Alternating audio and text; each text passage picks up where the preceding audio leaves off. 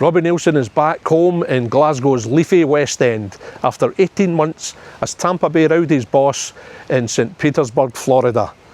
Robbie's itching to get back into a hot seat, ideally at an ambitious Scottish club. I'm Derek McGregor and this is One on One, and Robbie talks in depth about his successes and failures as a manager north and south of the border. So Robbie, you're not long back from St Petersburg, Florida.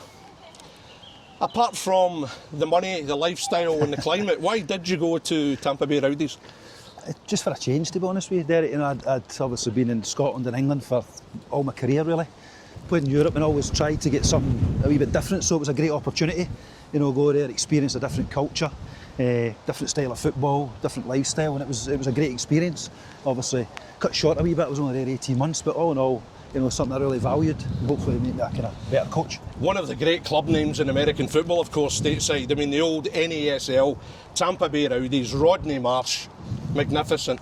How aware of the club were you before you went? To be honest, I was. You know, like when you're kind of looking over America, you had obviously Tampa Bay Rowies were probably one of the main clubs that I'd heard of before. Although they weren't in the MLS, they were in the league below that. I knew about the history, I knew about the club and things like that. So I just felt it was a great opportunity and it was a great time there. Did your family go with you? No, Did your wife Julie go with you? No, my wife stayed here.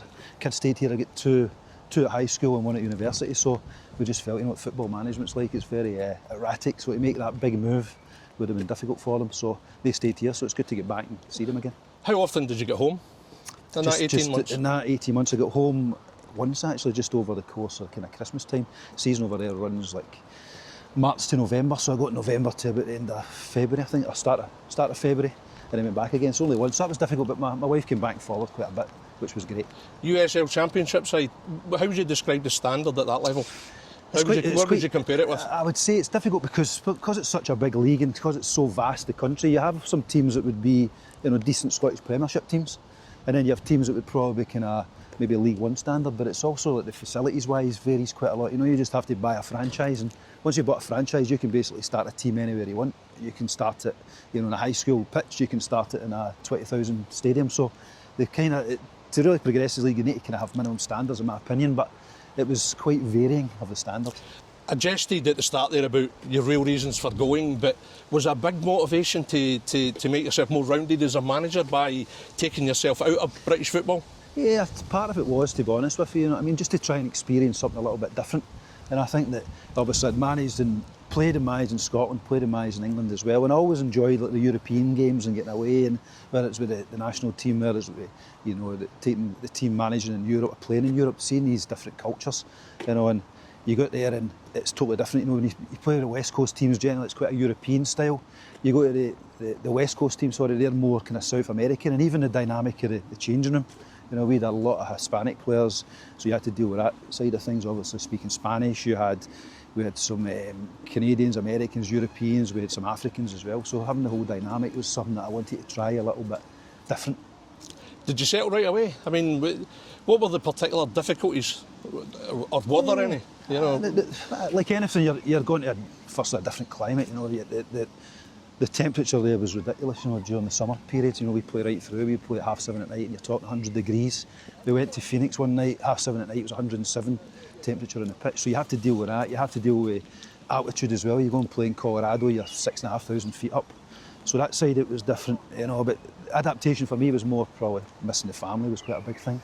You know, and then once you're on the training pitch, you're on the training pitch, but the actual day-to-day life is obviously a little bit different. Well, we're having a nice stroll about the Botanic Gardens in Glasgow's West End. You must have missed the rain, the wind, Robbie. I mean, sunshine and heat's all very well and good, isn't it? Like what I missed most was probably the intensity of the game, if I'm being honest. You know, really? That was what I really, really missed. Like, I think the first 3-4 months over there were great because, you know, you've come out of quite a really intense environment, Scottish football at Hearts, and you go there and it's kind of about, you know, everything over there is more about the product you put on the pitch. So, you know, results weren't a massive thing. So you have that kind of, you can coach, you can train, you can play at the weekends. Whereas here, it's, you know, it's a number one sport, you know, and you have that intensity before the game, and that's what I started to really miss. So getting back to that environment is something I'm kind of looking forward to. You'd obviously gone to the States on the back of being sacked at Hearts, and how did that affect you at that time, Robbie? To be honest, it's part and parcel of the game. You know, I think that the when I left MK Dons, that was the first time it happened to me. That was probably really difficult. The second time, it's part of the game. I mean, I was speaking to a lot of managers about it. The first time, Alex Smith, Craig Levine as well, spoke to me, and it was like, you have to get used to it. It's part of the game nowadays. If you can go somewhere for 2-3 years, you've done really, really well. So that was just part of it. I think it come to that point where we were kind of probably both drifting, as me as a head coach and them as a club as well, and it was probably the right thing to do. That particular season at Hearts, I mean, you've been in fantastic position to get third spot, and then of course the turn of the year, it just went wrong basically, and obviously you lost your job. I mean, when you reflect on that, what do you think happened? What do you think it flipped for Hearts that season? I don't think there was too much flip, to be honest with you. I think we had some difficult games. I think we played Celtic. We had a 5-game period. We played Celtic twice. We played Aberdeen away. I think we played Kilmarnock away and then St Mirren at home. And it was very difficult games. We were in most of the games. We lost them. But probably the flip side, Aberdeen did really, really well at that point. They were flying. I think they'd won something like maybe 10 or 11 on the bounce. And that kind of, to the emerging, just made it one of those situations that the club had a decision to make, and they made it. Yeah, Aberdeen gained momentum just at that time, maybe where you guys were having a wee wobble. Yeah, would that be fair to say? That's football. It kind of happens, and you have to look at it, reflect on it, and say maybe would we do something maybe a wee bit different next time, and definitely would. Mistakes? Was there any mistakes you'd reflect on that they'll make you a better manager when you're back in again? Yeah, I think it's like anything, when you're going through wee difficult periods, you can look at it and say maybe I should have done this different, maybe I should have changed the shape here, done things like that. But I think it's probably just the experience of it that, going through these periods makes you a better coach. It does. And also the Rowdies thing's exactly the same. You learn every time you come out of a job. I think overall, your two spells as Hearts manager, Robbie, I think, very positive, a lot achieved, a lot to be proud of. Yeah, I was delighted with the time there. Dundee United as well, we managed to get promoted. So I think that, any club, you want to leave them in a better place than you took over. And I think in the majority of the clubs I've been in, they've managed to do that. I think the Hearts is a fantastic football club, and obviously Derek's in there now, and I think he'll be super successful there as well because he knows the game in Scotland, and I think with obviously the backing of the Jamestown, and doing the recruitment side of things, it'll be really interesting to see where that goes. So from a personal point of view, I think that I've probably taken the club, both times from the Championship back to European football, and then it's up to somebody else now to go and take it forward. You've been back home now for a few weeks. There's a few vacancies I'm sure you're keeping an eye on. I mean, Motherwell, Dundee, Partick Thistle are looking for a manager. Not a million miles away from your family home. I'm guessing these are positions that would interest you, Robbie. Yeah, definitely. I think, like I said before, I really miss the intensity of the Scottish game. I think it's, when you've been out it for a wee while, especially in an environment where it doesn't really have that intensity, you want to get back into it again and getting that build up on a Saturday. So all these clubs are ones that would be very interesting. I think it's just making sure that it's a fit. Do they see something in me that they want, and vice versa. So, we'll see how it goes in the next couple of weeks. Would it be top flight only, or if the right offer in the Championship was there? And obviously I've mentioned Partick Thistle. There could be others coming up. Was that something that would interest you, Robbie? Definitely. I'm kind of open to it at this moment in time. I've managed to get 3 teams promoted at the Championship, so it's kind of something that I've got a bit of experience doing already. You're a Championship expert. 3 Championship title successes as manager. It's a good league to be in. 2 with Hearts, 1 with Dundy United. That's correct, aye. So it was, so we'll see where it goes in the next couple of weeks. I'm kind of back home now, ready to go and start again, and take something on and hopefully enjoy it. Robbie, you've been a manager for 11 years now. You feel you've got a lot of experience and you've got plenty to offer for your next job?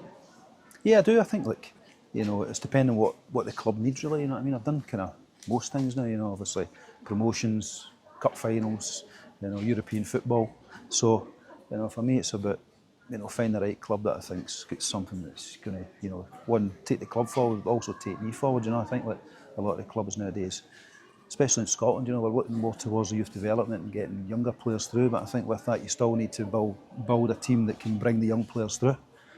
So maybe some senior players within that and create some space for the younger ones as well to come through. So, it's something that can interest me now is, can we build, an academy that then flows through into the first team. What would you say are your best qualities as a manager?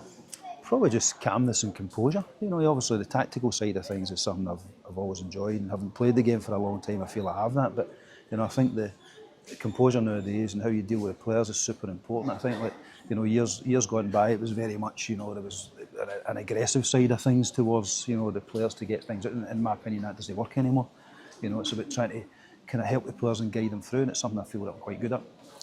Calmness, that's funny, that's an aspect of management that a few have spoken to. I spoke to Scott Brown a number of months ago, and obviously we all know what Scott was like as a player, but he said as a manager on the touchline, you have to have more clearer mind, clarity of mind. I 100% thinking. agree with that. I think, when you're out on the pitch, you can be quite aggressive as a player. But when you come into the touchline, you need to be calm, because ultimately, you've got to oversee everything and try and get the best out of the players. And I think, culturally, people have changed now. Long gone are the days where it's, you're pressurising people to do things. Now you've got to try and encourage them. So, I definitely think you see the kind of top managers nowadays, that's what they're doing. When you came into management in 2014, it was quite a stunner, Robbie, because at that point, Gary Locke had been Hearts manager in extremely difficult circumstances. It had been an administration points deducted, I think it was 15 points. Gary did exceptionally well, but all of a sudden he was out. Craig Levine comes in as director of football. You're promoted from the academy. Was there any kind of awkwardness at that point in terms of Gary? Was there? Yeah, obviously it's difficult. A difficult one. It's difficult when these things happen. The club makes a decision, and I think they were obviously it was a new regime coming in. They were looking to do it a different way. They were looking obviously to bring the sporting director side into things. With that, you then bring, instead of having a manager, that then becomes a head coach. So, I think a lot of the clubs now are going down that route, where it's, most of them, to be honest with you, where the sporting director kind of oversees everything. So I think at that point it needed a kind of whole kind of reset. And obviously, when a manager goes, it's always really difficult. But ultimately, me coming up from academy, it gave me the opportunity to go and step in and, hopefully try and take the club forward. And I think we did that. We went from Championship to European football in a couple of years. So, yeah, it's always difficult when somebody has to move. Did you feel for Gary at that time? Did you have a relationship with Gary at that time? Yeah, obviously 100%. I think when any head coach goes, it's always difficult. I'd been in there for a couple of years. I knew Gary as a player. So, but I think after that he went to Kelly and a couple of other jobs. Now he's back at Hearts doing a brilliant job. And he's, for me, Mr. Hearts. And I think the fans hold him in massive respect, and rightfully so. To say you hit the ground running as a manager, Robbie, would be understatement. Your first 2 games in the Championship, you beat Rangers at Ibrox, and you then beat Hibs at home. That is a spectacular start. It was, when the fixture list comes out, I always think, in my opinion, anyway, you want tough games at the start, because it gives you a focus for the pre-season. And at that point, I think, like you say, we get Rangers at home and then Rangers away and then Hibs at home for the first 2 games. So right away, you're going, opportunity here. If we start the season with 2 wins, we're absolutely flying. We managed to do that. If you'd started it with 2 defeats, you've still got 34 games to go or something like that. So for us, it was always a positive, and it was a great start to the season. Not half. And of course, for the Hearts fans knew you. Former playing idol, cup winner, so they knew you. But of course, as a manager, when particularly your first derby game, and you win that as well, it's a fantastic start. It's obviously, if you're there for a long time as a player, they know you as a player, but you need to prove yourself as a head coach as well. And I think coming down, it was always going to be difficult, because Rangers were in that process of coming up. So we knew, ultimately, the aim was to try and get second place and go up through the playoffs. But I always believed that the players were recruited, and the young ones that were already there would give us a chance to challenge. Because Rangers had done, I think, 3 years, League 2, League 1, into the Championship. It's maybe a slightly old, aging team as well. It's a great opportunity for us. So, for me, it was just a case of getting in there and bringing the belief to the players, because that's the most important thing. So, from day one, although the outside, everyone was talking about, Rangers winning the league, I was always saying to them, look, it's about us winning the league. So we need to be the team that wins the league, and thankfully we did that. Who were your big players that season that you recall? Who would you pick out as particularly key for you? A lot. Obviously, Osmond So was a big player who scored a lot of goals. Callum Patterson was there. Neil Alexander did really well for us in goals as well. The 2, Margaro and Prince in the midfield, Nicholson, Billy King. To be fair, we had a decent team at that point. You would go 20 games unbeaten? I think we were. That first season. In March, I think, was the first time we lost a game. For a rookie manager, is a hell of a start. Ultimately, it's down to the players, you know what I mean? And I think that when you get that, your job as a head coach is, one, to give them some tactics, but also to give them some belief. And I think the young players believed in themselves. We had some senior players that guided them through it as well, that had that experience. But one of your main jobs is to give the players that belief and make sure they truly believe going into games that can win it. And I think those two first games that you win, it starts to build momentum. You then go to the next game, you win that, you win the next one, and right away, within probably 5 or 6 weeks, the players and the club believe. And that's one of the key things, is can you continue to build that? And this was all on the back of, how long had your experience been coaching at the academy, Robbie? Coaching, God, not that long, maybe a year, something like that. So I finished up and I went to Falkirk for a little bit under Stephen and Alex Smith, and then did a wee bit at East Fife under Willie Aitchison, which was brilliant. You know, because I went from kind of coaching the younger players at Falkirk while still doing a wee bit of playing to go and taking first team players, and it's like night and day. Did that for about maybe, I don't know, 6 months, something like that, and it was a great experience. And then came back to Hearts, because I was like technical director of the academy, stroke 20s coach, which was brilliant because it allowed me to then go and kind of experiment with what I wanted to do, start to get a style of play, you know, do it on the training pitch. And at that point I also had some of the younger ones involved, so we had like Sam Nicholson, Gary Oliver, some of the senior ones would come down as well and train with us, so it gave me the chance to kind of get a feel for what needed to be done at the club.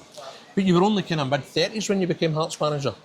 34 I was, aye. 34? 33, 34 I was, for aye. A club like Hearts, the pressure, I mean, you'd known the pressure as a player, but suddenly when you were manager, how did that affect you away from the... Yeah, to be honest, winning helps. Winning helps. You know, I think like you only really, I'll be honest with you, you only really test yourself mentally as a manager is when you're going through a difficult period. You know, can you get the players through? Can you keep your belief in yourself? So that first period was great because we were winning all the time. You know, and then we went into the Premier League, won I think the first 5 games in the Premier League, and then we hit a wee bubble, a wee difficult period, and that's when you can really find yourself to try and get back at it again. So, you know, I was lucky that, you know, we had a great start. How were your nerves that season? How, you know, adjusting to management, even though you were flying the results? How was it for you away from the park? Was it like deep breaths? Was it a bit of composure? Is this happening? I've never really had any nerves management wise, you know, even going into big games, because like, you know, see for me, see as long as the process is right from after the game on the Saturday to before the game the next Saturday, that's all you can really do. You know, you have to prepare the players, whether it's tactically, physically, psychologically. Once they cross that line, you can only really, you know, maybe change, obviously substitutes, but 10 to 15% of the game, your job is to really prepare them for that. You know, I always look at it and go, right, see if as long as you can get them prepared as well as you can look yourself in the mirror on a Friday night and say, right, I've done everything, you know, and then you then pass it on to your team, and what you've done during the week will then carry you through the game. I mean, you cantered to the title, 21 points from Hibs, 24 points from Rangers. You could not have wished for a better first season as a manager, and at the club that's so special to you as well. Yeah, it was a great start. You know, obviously we did well in the league. You know, we could have probably done better in the cups. You know, which is always a big thing for Hearts. Can you get to cup finals? Can you win things? So, you know, that was probably one of the disappointments for the first spell, that we didn't manage to do that. But actual league performance and getting to Europe was great. You know, it's like the objective was to get back to the Premier League. The plan was to do it in 2 years. We managed to do it in 1, which allowed the club to then build on top of that. You know, probably allowed us to start focusing rather on, you know, getting into the Premier League, and then started to focus on, you know, building the stand to then secure the future. But then we thought the first season was good. The second season was even better. 2015-16, you're back in the Premiership. Team finishes third, qualifies for Europe. And yet, March that season, there you are on the touchline, Partick Thistle at home. And what's that here? There's a plane up above with a banner. No style, no bottle, Neilson out. Tell me about it. What's your recollections of that? There's not many managers that will get that in a career, you know. Extraordinary. So to be kind of a young coach and that happened, but it's part of the game, you know what I mean? It's like, you know, when you're at a big club, you've got to expect that there'll be demands within it, you know. And I think that from the fan base are always demanding at any club, you know. Like, you know, one of the things I missed when I was over in America was that demand from the fan base. You know, it was one of the things I missed when I was doing it at MK Dons as well. We didn't have that intensity from the stands, you know. So you have to be able to deal with it. You know, obviously it's disappointing when things like that happen, but, you know, as a manager, you've got to accept it, and you've got to make sure firstly you win that game, which you managed to do. 1-0. Then you managed to win the next game and then the next game, and then once you do that, then things kind of settle down again. When did you first become aware of it? Were you aware of it at the time? Did anyone in your dugout go, Gaffer? No, I didn't at the time. I mean, it wasn't until after the game that the media guy, Phil, came up and spoke to me. And he said, thankfully we won, so that kind of put it to bed right away. But it's, you know, it's quite a fun anyway when I look back at it, because like, there'll be very, very few managers, you know, have to, you know, not go through it, but I would say that, you know, at a big enough club that things like that will happen, you know. And for me, it's probably, you know, it says what kind of job we were doing previous to that, you know, the demands are so high. I like your approach to it. And I look back at what you said at the time as well. You actually laughed it off. I mean, it was an extraordinary episode. I don't suppose you ever met the guys that were involved at any point? I didn't actually. No. So I don't know if they get their bed sheet back or not after it. But it was, it was one of them. It's almost a compliment that the people will pay that kind of money to go and do something to try and say something to you. You know what I mean? So I look at it that way. You know, for me, it was like it also kind of spurs everyone on, the team, the club. Like, let's go and prove these people wrong. And I think we managed to do that. We finished third European qualification, and in the following season, when I left, we were second in the league. If anything, did it motivate you? Did it kind of fuel the fire? To an extent, a little bit. I wouldn't say massively. It's one of them. Like, I'm one guy that see things that happen in life, I just kind of brush it off. And for me, it's always about the next thing you do, the next day, the next game or something like that. And like things you've done in the past, there's no point really reflecting too much on it. You try and take what you can out of it, but after that, it's done and dusty. Unbelievably harsh though. I mean, considering the huge success of your first season and the way the second season was going in the top flight, incredible that you would get that kind of reaction. Yeah, it's just part and parcel of the game, to be honest with you, you know what I mean? That's it, you've got to accept it. If you want to be at a big club, you have to accept criticism when it comes. I take it thereafter. I mean, any time you're a plane overboard, you're always looking up in the sky. No, you're right now. I've managed to go over that. Yes, it's no sweating me. That's why we're in here today. Yeah. So, a top three finish, absolutely outstanding. You go into your second season in the top flight. Yeah. And again, you're flying. Hearts are flying. You must be thinking at this point management's easy. You must have been wondering what all the fuss was about. Here you are, a rookie manager, just 2 full seasons behind you, and it's been up and up. Yeah, my opinion of things is that you get out what you put in, so that the staff did a lot of hours. I would have been there. I would leave the house at 6 o'clock in the morning. I would get back sometimes 9 o'clock at night. We're doing that 6-7 days a week. I'm thinking, Robbie, it should be David Attenborough interviewing you here. I know. I mean, it's just waiting for something to jump out of you. We've come in from the rain, so it's a nice setting. But I mean, at that point, Robbie, you're not coasting, but you're seriously impressing as a manager so soon into the job. Mm-hmm. It's quite, and then of course you start attracting interest from elsewhere. See, I think it was about end of November that season. Yes. 2016. The MK Dons make their interest known. See the whole episode with the banner, with the plane, and how a small section, let's be clear, there was a small section of support. Did that in any way influence your decision to be totally clinical and moving? No, not at all, to be honest with you. Did it tell you had to look after yourself? No, I'd had a few offers from other clubs as well. I had a couple for the Championship that I decided not to take. In England? Because I didn't, in England. That I just didn't you say who? think was right. No, I'd rather know, you know what I mean? Because obviously there's people who took those jobs after me, so it was ones where I was like, I just didn't feel it was right, and I felt that, the MK Dons one, probably looking back in hindsight, probably wasn't the right one, but they'd just come down for the Championship. They were looking to get promoted back up again. That was something that I'd obviously done with Hearts and I was quite good at, so the stadium was phenomenal, 32,000 all seater. I spoke to the chairman, so it just felt, I could have probably went in the summer, a couple after that I could have went to, but I just felt that was the right one to go for. It was extraordinary. I mean, I think, and correct me if I'm wrong, you spoke to them on a Tuesday, you then had Rangers at Tynecastle on the Wednesday, you beat Rangers, Hearts are second in the league, then you leave on the Thursday.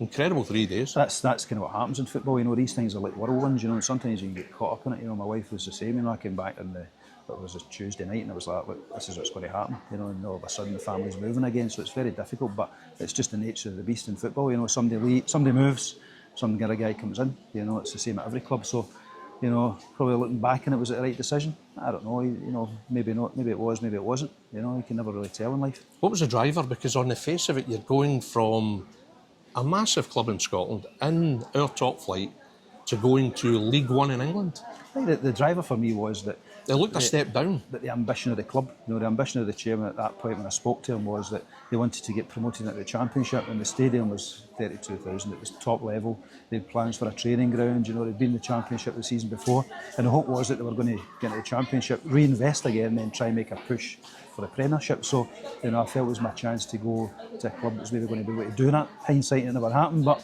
at the time you take it when you kind of face value and you hope that it's going to happen. And your Hearts are sitting second in the league, but you felt the MK Dons offer still trumped that.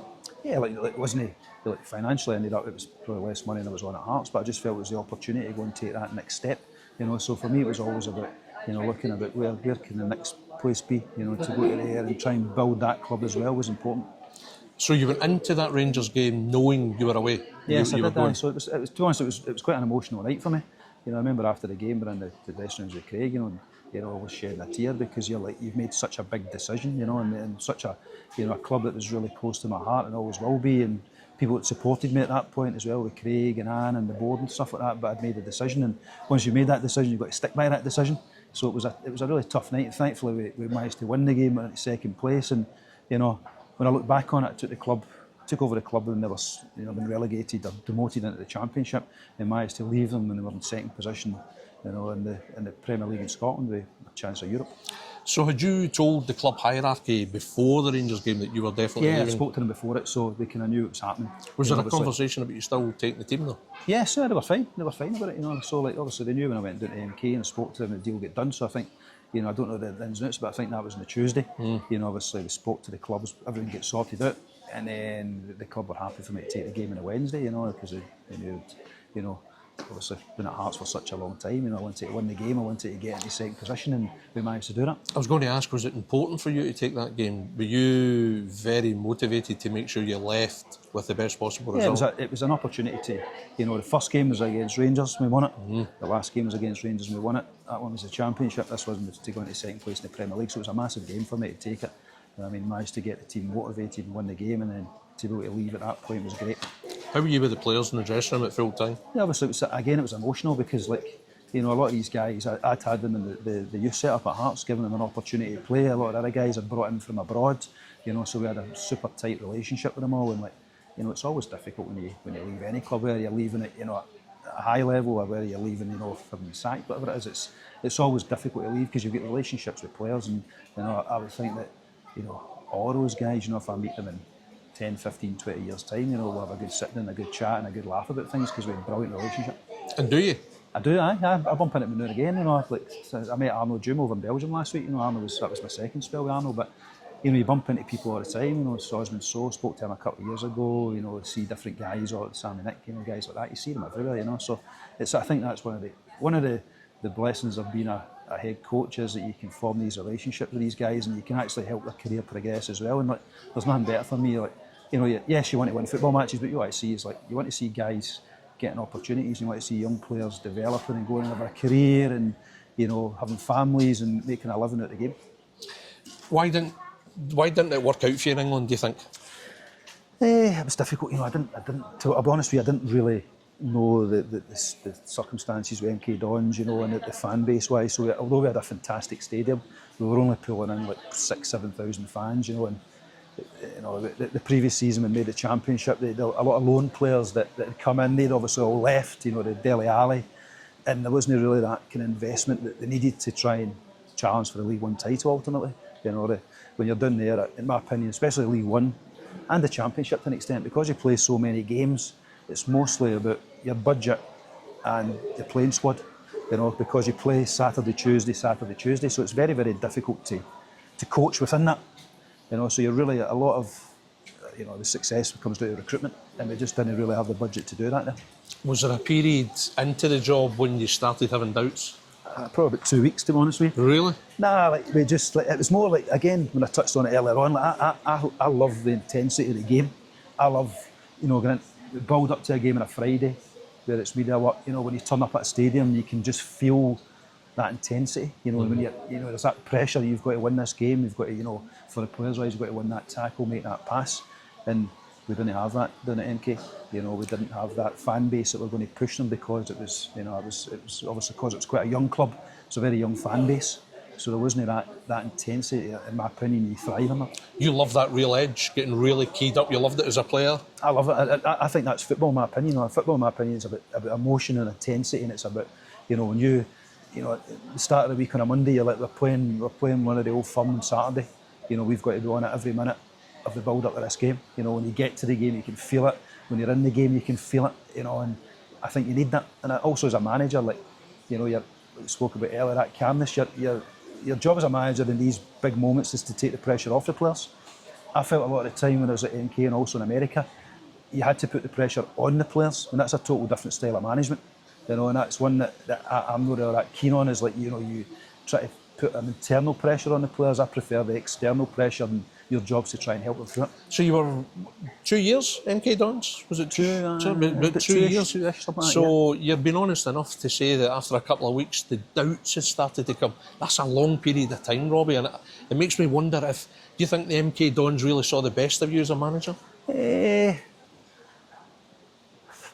Difficult to say, to be honest with you, Derek. You know what I mean? Like, I was obviously still a young manager at that point. You feel you were a better manager than what you showed down there? Probably, to be honest with you, I think I was. I think that I've obviously matured a lot over that period. I think that, how I managed some of the situations where it was with the boardroom, with the ownership, I would have done it a lot more differently. I think when I went down there at that point, I was very I wanted this and this, and whereas, I think as you get older, you become more rounded, and you're almost you fight the battles that you need to fight, and you wait for some of the battles to come to you. Whereas when you're a young head coach, you're very I want this, this and this. And ultimately, as you get older, you realise that, it's about building relationships as well. But still, it's an experience, and, I think every manager I've spoken to, young or old, Robbie, they always say it's an experience, and an experience still helps shape you as a manager. 100%. It's still valuable, for me, I speak to the players, life's about an experience, isn't it? You want to try different things, players going to different clubs, trying different, even tactically different formations, things like that. So, I think even if you have a great experience, first couple of times at Hearts, difficult experience where it's at MK, you're always learning from it. I feel as if I'm at this point now in my career where, I've been 11, 12 years head coach, maybe a few more as a coach, playing experience. I feel now I'm ready to go and take that next step again. You came back up, and it wasn't long before Dundee United came calling. And Dundee United in the Championship. Of course, even then, Dundee United would have been attracted by the fact that how you'd romped the Championship title in your first season. Again, you'd have 2 years at Dundee United that were terrific. I think your first 3 years, you reached the playoffs. Ultimate disappointment, but nevertheless, you'd made your mark. And then the second season, you win the title. Dundee United is one of our great clubs. How was that for you at Tannadice? I absolutely loved it. It was a brilliant place to be. They had obviously they had Mark Ogren ownership. And they had fantastic training ground, fantastic support, and again, touched on it, that intensity. You got to Tannadice, you can feel it when you go there. You can, in the touchline, you can feel it. We had Dundee in the league as well, so we had that rivalry as well. It was there. So the first year was. When I came in, I can't remember, we were on the table, we were chasing Ross County, and we did really well. We just didn't quite get there. I think they drew up at County. It kind of took us out of the league, to actually win it. But at the playoffs, it was difficult again. We did well in it, but obviously get beaten penalties off St Mirren. But I'll be honest with you, I didn't think we were ready to go up at that point, because I just felt that with the squad we had, that I'd only been in I think I came in October, so 5-6 months. The squad needed quite a bit of adaptation. So I think the best thing for the club at that point was probably to stay down and build again. We managed to do that. We get some really good players in, Shanklin, guys like that. And the second season again was brilliant. Again, fan base great, winning games every week. And it just started to build that momentum. And obviously COVID hit, and it made it difficult, but we managed to get over the line. Well, I mean, how did that championship success compare to your debut season championship title glory? Was it more satisfying, or was it? I think, obviously the first one when we won at Hearts, you get to do it in front of the fans, which is great. The second one was difficult, because there's nobody there, I think the season got cancelled after the X amount of games, and we'd won the league that way. So it always felt as if, yes, we'd won it, but not a traditional way of doing it. So you kind of missed out in a wee bit. But all in all, it was a brilliant experience. Some great people up there, ownership. Sporting director, all these kind of guys. It was a great time to be there. And yet you then stunned them. I think you stunned everyone by suddenly ditching them. Well, ditch is maybe too harsh a word, but you've left them to go back to Hearts, who then are in the Championship themselves. Would it be a stupid question to ask why? I just felt that, obviously that relationship I've had with Hearts as well. I think that when I'd managed to get Dundee United promoted, I think the team was really strong, and I did feel we could make the top 6 that year, but I just felt the opportunity to go back to Hearts and build again, you know, with a new stand there and things like that, and obviously the relationship I had with the ownership there, with Anne and the board and all these kind of things, it was a great chance to go back and build again, you know, and almost go back, like rewind back whatever 4 or 5 years to try and do it again. And thankfully we did, you know, we managed to get the Championship, we get into the European spots again and enjoyed that. So although I had an absolutely brilliant time at Dundee United with some great people and support, I just felt it was a great opportunity to go and try and help rebuild Hearts and take them up again. I mean, on the face of it, United appear to be the club on the up. But I take it the minute you got the call from Anne Budge, was that an instant decision? Yeah, like obviously, I think, see whenever you get a phone call where it's about taking a job or where you're in a job and it's moving. Was it Anne that called you? Am I right to assume? Aye, so it was, aye. So but you have to have that feeling right away. You have to go, right, yes, this is it. You know, when that phone call came, I was like, I want to do it. You know, there wasn't really any thinking about it. It was just, yes, I'd like to go and try and do it. And like, obviously, Hearts has come down. It wasn't a relegation. It was a demotion through the COVID side of things. So there was that injustice there with the fan base and everyone running about it. And I felt, no, I want to go back there and try and get them back to where they should be. And thankfully, I managed to do it. It says plenty about your feelings for the club. Yeah, obviously, I've been attached to the club for a long, long time. I went there when I was 16. You know, God, what was that? Must have done 12 years or something as a player, and then went back a couple of times. So, you know, fantastic football club, and you know, one that I always look out for the results for. Was it a commitment? Was it a yes before you'd even actually sorted your terms out? Was it on the face of it, I'm coming back? To be honest, that's usually what happens. Most of these things, it does for me anyway. And I think, like, you know, the actual financial side, it doesn't really come into it to me a lot of the time, because, like, you know, I think if you can see it's going to be a good fit for you, you know, and you feel as if it's going to be successful, then, you know, whatever comes other side of it will come, because you're going to be successful. And you worked your trick again with the Championship. You got them back out the Championship again. I'm not bad at that, I know. It's not bad. There's a theme development here, Robbie. I know. What is it with you in the Championship? But you know, you worked your magic again. There was also very quickly a cup final against Celtic. Yeah. You beat Hearts in the semi-final. Hibs. Sorry, Hibs. I beg your pardon. Apologies. You beat Hibs, and I'm distracted by the dinosaurs. You're beating Hearts would have been some feat, wouldn't it? I know. So you beat Hibs in the semi-final, Celtic in the final, agonisingly close. Yeah. I think you'd only been back in the Hearts job 6-7 months. Yeah. And suddenly you got Celtic at Hampden, an empty Hampden. Incredible game. Goes to penalties. At one point when you're stood in that dugout, you're thinking, we're going to win this. It's probably like in my management career, it's probably been the biggest disappointment, and that, you know, like we were at a point where if we scored the next, if we scored the next 2 penalties, we'd have won the Scottish Cup, which would have been massive for the club, and ultimately we didn't do that. So that was a difficult one to take. You know, that was a real kind of, you know, you're feeling low on the snake's belly with that one. But you have to build yourself back up and you go and try and win the league, you know. So probably going from one of the you know, biggest disappointments, ultimately you have to get the players back up, and it's probably one of the biggest achievements to try and turn it round and get that motivation back to the players, because everyone felt we were that close to doing it and we didn't manage to do it. And it was how do you refocus and try and make sure that we get promoted, and we managed to do that, which was great. So yeah, looking back at that, I always, you know, even the game at the weekend there when I watched Aberdeen take the penalties, you know, and I keep flicking back to when we get into that situation, and you're like, should I have done something different? Should I have changed the order of the players? Should I have said something different? And you'll never know. It was an incredible game, wasn't it? I mean, amazing comeback from the team. Goes to penalties. Celtic are winning it, Hearts are winning it. It was impossible to tell how it was going to go. Yeah, it was a proper Scottish Cup final. I think first half, you know, they dominated us, got ahead. We came out, scored early doors second half, and totally changed the flow of the game. You know, and we managed to get back in it with that spirit of the team, but ultimately it wasn't enough. I mean, in the opposite dugout that night was Neil Lennon. Yep. And I understand you've been able to catch up with Neil recently in the West End. For a couple of pints.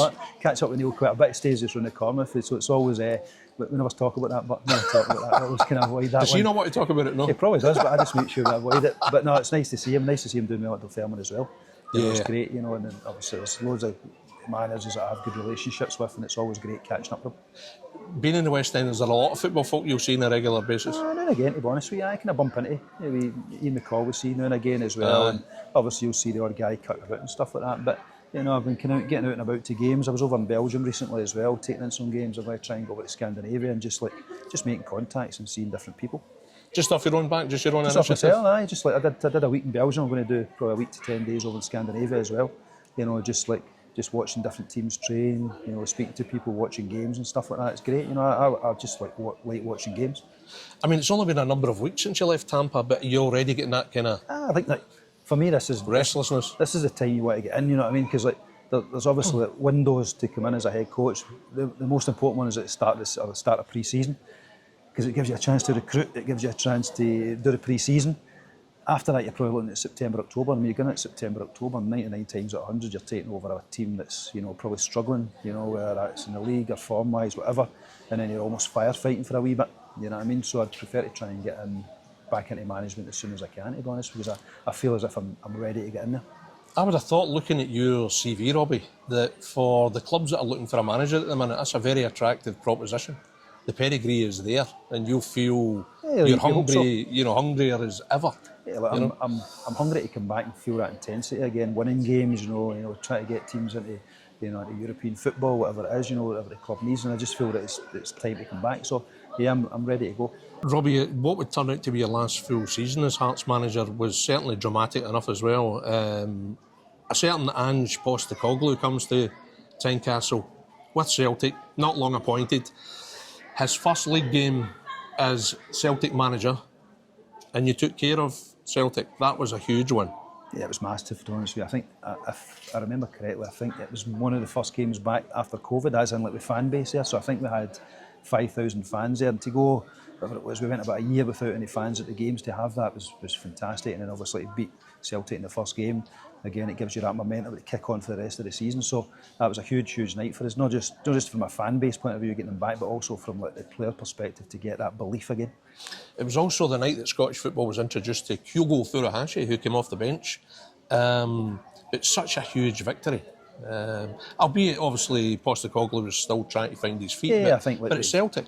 I think with Ange at that point, you know, he was just doing the door, and there was still people weren't that sure, and obviously some of the Japanese guys were coming in and they were trying to kind of knit the squad together. So we probably got him at a really good point, you know. But from a personal perspective and the club perspective at Hearts, it just built that belief, you know, because obviously we'd come back into the league, you know, and it was a case of can we kick on again. What were your memories of Ange that particular night? Did you have any conversation with him at all at the end? He was very respectful, you know what I mean? It was just a quick chat at the end and that was it, you know what I mean? For the recollection, I don't think he came into the office after the game, you know what I mean? I think he was obviously just in the door and probably still trying to find his feet a wee bit, but, you know, you could see at that point as well, he had a good character about him, I felt. Good presence? A good presence, yeah, but just a calmness that we spoke about earlier on, you know what I mean? Very calm character, because, you know, as we know in Scottish football, if you come in as a Rangers or Celtic manager, you know, and you lose your first game right away, you're under massive pressure, you know, so, you know, he managed to kind of compose yourself and keep yourself together. What was your subsequent experiences with Ange as the season went on? Obviously Celtic grew stronger, but Ange as a manager, did he impress you at that time? Yeah, I was like, you know, I always found him, you know, very respectful of the team and stuff, and you would talk to him before the game, sometimes after the game as well. So, yeah, I think, like, you know, again, for me, he's very, like, you know, for me, composure as a manager is really important. You know, I think you see a lot of managers that, you know, are very erratic with the way the team's playing. But I believe that he has a kind of composure and a belief in how he plays, and I think that kind of transpons onto the players as well. You know, so I had no doubt that, you know, once he started getting things moving, especially with the signings he was bringing in, they were going to be a very successful team. It's quite extraordinary how things have mapped out for him since then, of course, and we see his European success with Spurs the other night, but it's been a season where he's come under some brutal criticism. We talk about a goalkeepers union, Robbie, but the manager's generally quite tight as well, and quite supportive of each other. I think, like, you know, when you meet people, you might not phone them, but when you do bump into them, you speak to them, or, you know, I'll send text to people now and again if they're going through difficult periods, or if they've maybe lost their job, because we've all been there, you know, and you know that, you know, I think probably Ange's experience in Scottish football, although a lot of it was successful, would probably prepare him quite well for down there, because up here it's very intense in the media side of things, so, you know, it probably prepares him for down there, and, you know, he's managed to pull through, and ultimately he's a winner. Yeah, and as I was saying there, you know, managers generally will be very supportive of each other, and when you see a manager wherever coming under some criticism and ridicule even at times, you must have immediate empathy for you that do, 100%. You know, it's always like, whenever I see a manager lose his job, you know, there's always a bit of me, and I'm like, you know, it's all because I've been there, I know what it's like. Because you want guys to, you know, get periods at a club. You know, like it used to be years ago, you would get like 5, 6, 7, 8 years to build things, but now it's quite short term. You know, so when you see guys maybe going in for 6 months, 8 months, a year, and then they lose a job, it's in my opinion quite disappointing, because like they've not really had a chance to build something. You know, if you want to try and build a club, you have to give the head coach or the sporting director, who it is, the opportunity to go and do that, and that takes 2, 3, 4 windows. That season again was another big impact for you, Robbie. You beat Hibs again in a Scottish Cup semi-final. You ultimately lost to Rangers, but you finished third and you get group stage football in Europe for the first time in I think it was about 18 years. Brilliant achievement. Yeah, it was a great season, you know, again, going back to the Cup semi-final, you know, that was massively important for us, you know, like we'd managed to win the previous one, I think the year before as well, you know, but there's that kind of, one of the Hearts things is that I lost a game at Hampden against Hibs, you know, so it's always get that in the back of your mind, you've got to make sure you win it. Obviously going to the final against Rangers was a disappointment, you know, I don't think we played the way we could have played that day, you know, we just didn't have enough in the locker for us, and obviously but finishing third was great, first time at European football in I think 18 years group stage wise, which was brilliant, you know, just to get that experience to, you know, guaranteed, one for the club it was great financially, but also for the fan base, you're like guaranteed 5 or 6 games in Europe. That's got to be one of your best achievements, I would have thought, Robbie. I think it is, one of them, you know, I think that, you know, to get a club from the, you know, from the Championship, get them promoted, get them into Europe, and then get group stage European football in the space of a couple of years was outstanding. And you know, it comes from the backing of the club as well, and the board and the ownership, but also the players. So it was a brilliant achievement. And like then we then go, and then what happens after that is that the following season it can be quite difficult, you know, because you're then commitments, demands. Yeah, the squad size can make it difficult, you know, because you then have to play Thursday, Sunday, and I think when you look at all the teams recently in Scottish football that have been in, you know, European group stage competition, even normal competition, it's very difficult to replicate that success the following year. Yeah, but I mean, nevertheless, to have proved yourself again was quite something. It was impressive again. Yeah, it's part of the demands of being at a big club. You know, you have to produce that, and thankfully we managed to be able to do it. Beating Hibs as a player or beating Hibs as a manager, what was better, or were you that fussy? I wasn't that bored, to be honest with you. And I think it's just about winning these games. These games are just about winning, you know. And I think that, you know, when you get into them, they're always kind of tight games, and a lot of time it comes down to mentality if you can get over the line. And thankfully, I had a group of players that managed to do that pretty consistently. You'll feel you won more than you lost. But I think I probably did that, to be honest with you. Certainly the second time when we did, you know, I was back at Hearts, I don't think we lost any.